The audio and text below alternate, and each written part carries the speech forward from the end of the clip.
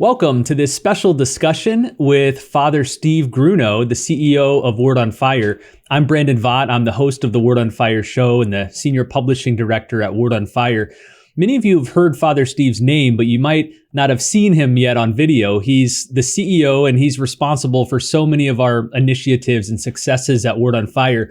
I know a lot of you got to know Father Steve a little bit during the COVID period because at that point we were airing daily mass and Father Steve was the homilist for many of those masses and gave many outstanding homilies. In fact, I still get emails from people asking, hey, when are we going to see more of Father Steve? Well, here you go. Today's your lucky day because Father Steve is joining us from our Word on Fire production studio in Rochester. Father Steve, good to be with you as always. It's good to be with you too, Brandon. We're going to be talking about Halloween, right? We are. I know it's one of your favorite subjects. You know, several years ago, you wrote a really good article for Word on Fire's website titled, "It's Time for Catholics to Embrace Halloween." It was a great article. I mean, we publish articles every day, but I think all of us were surprised at how much traction it got in the culture. It almost immediately became the most popular Word on Fire article of all time. And in fact, held that title for several years, garnering hundreds of thousands of views and shares. So it resonated with a lot of people. You talked about the history, the background of Halloween and how it relates to Catholicism. So with Halloween now in everybody's mind, or in the month of October, I thought now would be a good time to return to some of those themes and questions that you answered. So let's start with this basic one. You've long been interested in Halloween. Why does Halloween fascinate you? Halloween fascinates me because of the way that it's situated in the popular culture, but also that it has this kind of residual Catholicism to it that's oftentimes unappreciated. So the kind of the congruence or the coming together of those two things, I think makes Halloween personally fascinating. Halloween, of course, has been celebrated for many years in many countries. I think in America, when we hear the word Halloween, we immediately think of all these big stores selling costumes and kids running around neighborhoods collecting candy. But what is Halloween fundamentally about? It's a holiday, it's a celebration, but what is it celebrating? Halloween is a festival that served as a precursor to the celebration, the church's celebration and commemoration of All Saints and All Souls Day. So if you look at it that way, you could kind of think of Halloween as kind of a Mardi Gras that preceded a great kind of Christian festival or liturgical commemoration. So as the way that Fat Tuesday kind of prefaces Ash Wednesday in the beginning of Lent, Halloween prefaces those two great feasts of November, All Saints Day and All Souls Day. Let's go a little further into those feast days. As the October month turns into November, we have those two great feasts, All Souls and All Saints and All Souls. Historically, which of those two feasts arose first? And then how does Halloween relate to them? All Saints Day is first, and it's first commemorated in Rome with the dedication of the Pantheon, that great ancient Roman building, to the Christian martyrs. And that kind of established a Christian festival of the saints, but it was in May. It coincided with what was once a Roman festival on May 13th, in which the Romans celebrated their ancestors. So you can see that the church was connecting itself to a pre-understanding or a existing set of customs and saying to Christians, well, your real ancestors, your true ancestors are these martyrs. They're your forebears in your faith, and therefore we're going to commemorate them on this day. Later on, there's another church in Rome that's dedicated to All Saints. And the Pope at the time, and I believe this is the 6th or 7th century, then extends that celebration to the whole church. And from that moment on, you have All Saints Day kind of in Christian festivity and liturgical commemoration. All Souls Day follows from the rise and development of the monasteries, and various monasteries throughout Europe established a festival in which people would be commemorating the holy souls, those Christians who've gone before us in faith, and we would pray for them. And it was believed that through our prayers, we would assist them as they moved on into their heavenly rest. In the article that you wrote about Halloween, which I mentioned at the outset of this episode, you noted that there are surely many excesses in the way that Halloween is celebrated today, much in the same way that there's excesses in the way we celebrate Mardi Gras, connection you just drew a couple minutes ago. Can you say a little bit more about that comparison, Halloween to Mardi Gras? Well, I think that a lot of the excesses that we see in Halloween now are due to commercialization. And you can even see that happening as Halloween kind of gains more popular cultural momentum in the late 19th and early 20th century. It almost, by its nature, generated products, Halloween cards, Halloween decorations, Halloween costumes. And so kind of it really fit itself well into the consumerist culture of the United States. And it went off like gangbusters. People really adopted it. So there's that kind of commercialization or commercialized Halloween. Before that is you have something really interesting, which is that this festival that looked very pagan to the prevailing Protestant culture of the United States is suddenly brought onto the shore by immigrants. And they didn't know what to make of it. And they just saw it as kind of a either degenerate paganism or a reemergent paganism. However, the festival and fun of Halloween kind of took over the popular imagination, and it just became established as an American phenomenon. Let's drill down into that paganism accusation. You know, I think of atheists who see our celebration of Christmas and accuse Christians of adopting this pagan holiday. But with Halloween, it's a little different because the accusations usually come from within the church. There are many Christians who are wary of Halloween because they're convinced it has pagan roots or that it's essentially a pagan holiday. What would you say to that sort of objection? I think that the relationship between Halloween, and this is a controversial statement I made in the article, and I got a lot of flack for it, but I hold to it. The relationship of Halloween to paganism is coincidental rather than actual. It's not so much a pagan festival as it is a Catholic festival, like Mardi Gras, as we spoke earlier. And I think it confounded as I said, the Protestant culture. So that's where the criticism is coming from. Protestants generally saw all the customs, the Christian customs that were welling up through the church from the patristic period through the Middle Ages as residual paganism. And they said, well, we're Protestants. The Catholics are doing those pagan things. But, you know, if you really look at how those customs originate, they originate with the church and through the church. Those are Christian practices, Christian devotional practices, Christian pious practices, Christian festival practices.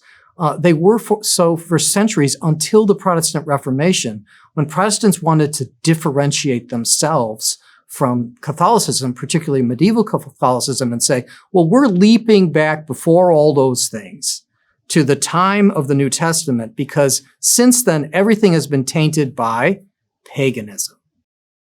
Another common objection you'll find to Halloween alongside the paganism one is that Halloween is just evil, or that it opens the door to dark powers. After all, Halloween involves the celebration of witches, demons, goblins, ghosts, death, and magic. Halloween, many critics say, is just a doorway to darkness. How would you respond to that? I think that there are elements in the culture that believed the Protestants, and they said, well, this is evil.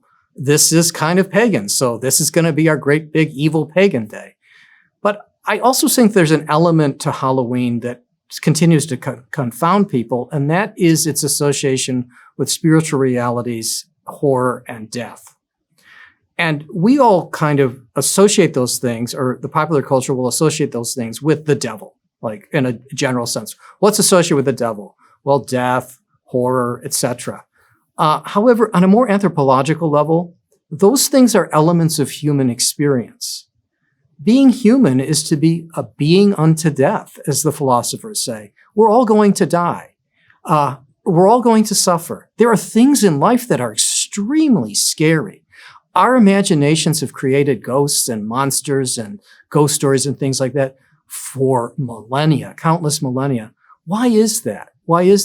Because we're coming to terms with elements of our own humanity that are troubling to us, that we would prefer that remain in the dark and not emerge into the light.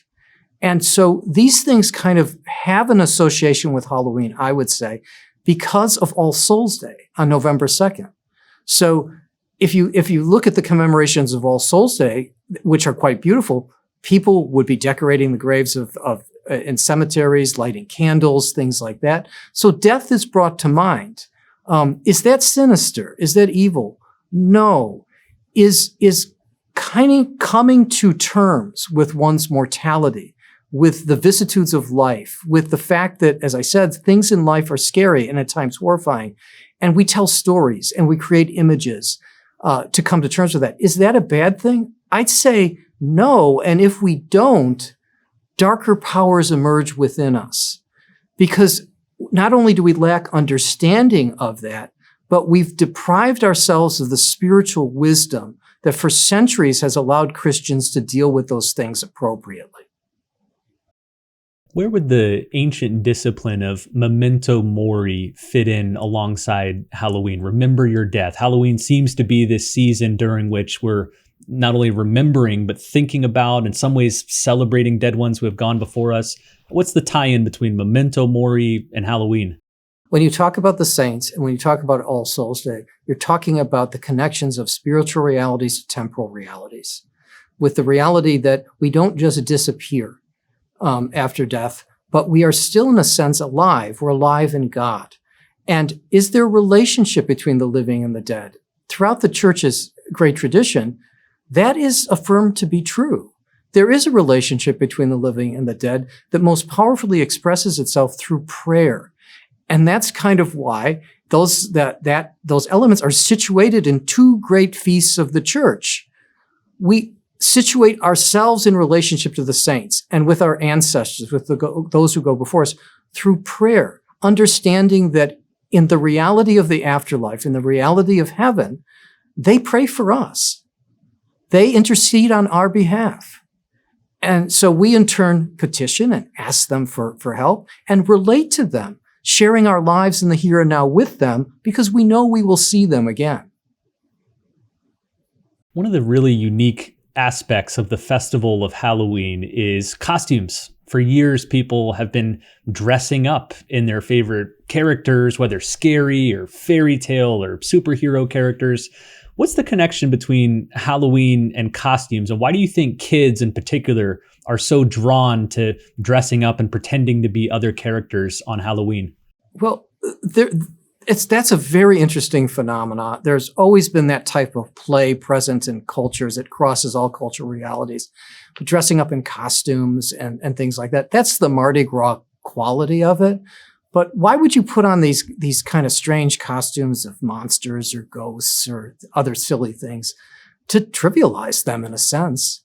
I know they all represent serious things, but if we take them too seriously, they overpower us and they become dominant in our life in a way that's unhealthy, as if those monsters that we kind of imagine or the monsters that are real in a spiritual sense or in a psychological sense, they become gods to us. They become rivals for our affection for the Lord himself. And so the costuming, and particularly costuming children in that way, lets us know, these things, as significant as they can be, are not capable of overwhelming Christ, because Christ has conquered these realities. In a sense, he's put them in their place. And so their proper place is to become a costume that is put on a child for Halloween. When I hear you say that, I think of Paul's great line in 1 Corinthians, "O death, where is thy sting? O grave, where is thy victory?" You're sort of taunting or even trivializing, to use your phrase, death and the dark powers. Yeah, whatever it was before Christ, it's not that anymore. And I think at times we Christians fall into kind of an illusion that Christ didn't accomplish much. And the actual fact is he is. And, the medievals might have been onto something a little bit more, or onto that more than we are right now. Let's talk about another unique aspect of Halloween. It's tied to costuming. It's also tied to candy. This is what every kid best loves about Halloween, I think. You get your candy box or your candy bag. I know pillowcases I've seen around neighborhoods now for the more ambitious children to collect candy. You go up to a door, you knock on it, trick or treat. Talk about this phenomenon. How did candy and the whole trick or treat thing get tied into Halloween? I think it's a conspiracy from the American Dental Association. No, it's when you talk about Catholic festivals and you then situate it into smaller towns and villages, the entire town and village would have to come together to celebrate those things. And part of that would be the sharing of meals, the sharing of food. So great tables would be set and people would have a huge party in which everyone could participate. So that's part of what you see in the kind of trick-or-treating or in the candy is a residual kind of aspect of that. So what foods are fun? What foods do we associate with festivity? So those are the ones we employ. But also there's a sense of Christian witness in it too, in as much as when the beggar comes to your door, what do you give them? You give them a treat. You give them something that you have. If someone comes to your door looking for food, you give them something. So there's hidden in the practice is both the Christian festival, but also a work of mercy. Let's close with this question. Let me ask you, what would a properly Catholic celebration of Halloween look like? And how would it differ from our standard culture's celebration of Halloween? I don't know how many parishes have public festivals associated with the great feasts of the church. I know that a holy day of obligation is present or commemorated in our parishes, but oftentimes that reduces the idea of the holy day to 45 minutes. And then we all get back to work like good Americans, because commerce is the most important value. It's not. Sometimes pausing to have festival and feasting refreshes the soul. It re-energizes the community. So if Catholics can begin to pull that off again and to bring in the best of their longstanding traditions of public festivity, let the parish work on that and then invite everybody to join in the fun. It would be a great act of evangelical witness if we did something like that. Well, thanks again, Father Steve, for joining us. I'm going to link to your article in the show notes. Again, the article was titled, "It's Time for Catholics to Embrace Halloween," and it goes even more extensively into the historical background of this festival and how it developed over time. Father Steve, thanks again for joining us. Thank you, Brandon. And thanks to all of you for watching and listening. We'll see you next time here at Word on Fire.